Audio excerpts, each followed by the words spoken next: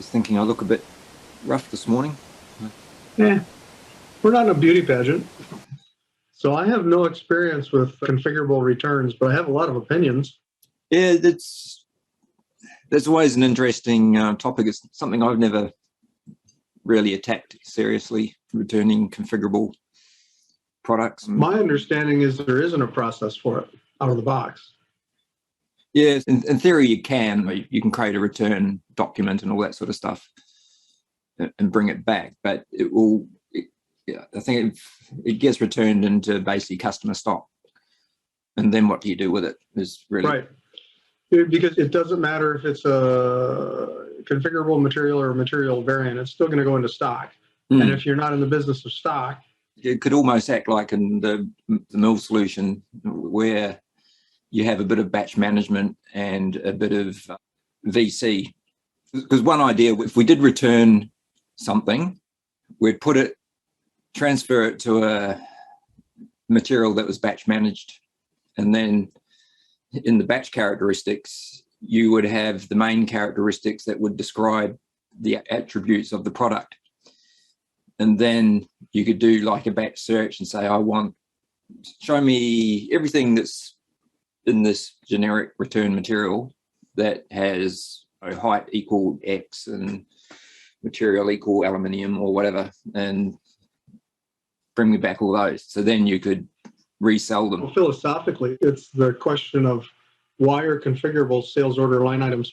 Yeah. At the end of the day, who cares if customer A and customer B are buying the exact same configuration? Who cares? And in the business I was in, that happened all the time.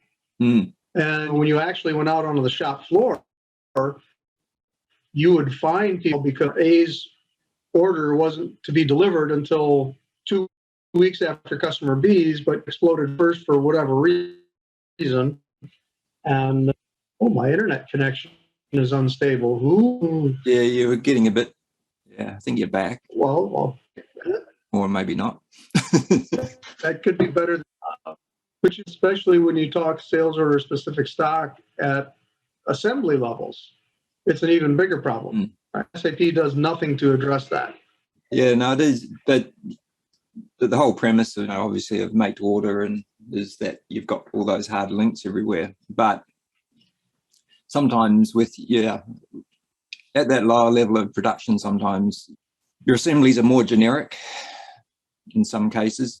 So it's probably deciding whether some of those assemblies should be more static than configurable. But let's be honest, right? And the whole concept of sales order line item specific stock originated back in the early 90s, if not even before that. We never had it. Not even in our legacy system, we never had sales order line item specific stock. Everything went to anonymous stock. SAP refuses to do that. So do most other configurator companies. And I'm sorry, this is 2021. Why are we holding on to concepts from the early mid-90s and refusing to let them? Yeah. Actually, I do remember way back, the first project I was on back in the mid-90s. And that was before, I wasn't a consultant, I was the SME, business subject matter expert. And yeah, we did have these cases of needing to move sales order stock between sales orders, basically. So there's movement types that let you do that transfer, and currently in the current systems it's pretty good. Like, it takes care of a lot of stuff. But way back in the mid-90s, there was a couple of movement types, 231E and 232E, I think, were the ones. And the way they worked was you did the first one, so it took it out of sales order stock and it disappeared. It was just in the ether somewhere. And unless you did the other one, the 232E, that just bought something back from the ether and created it on the target order or whatever. And there was no sort of costing or financial functionality in it. It was purely just take it out of here, send it to a black hole, and then bring it from the black hole back into the other order. What's the point if you can't cost it, you can't do financials against it, you can't report against it? Yeah, I think as far you can as I'm now. concerned, it's not a solution. Yeah, but that was way back then. I think now they can. Not as far as I know. Oh, okay. Which may be wrong. Hell, I haven't been in SAP for, almost 2 years now. So, but knowing the glacial pace that SAP moves at, The odds are high that, especially for high volume companies, they have no solution. Similar to their ETO for high volume, they have no solution.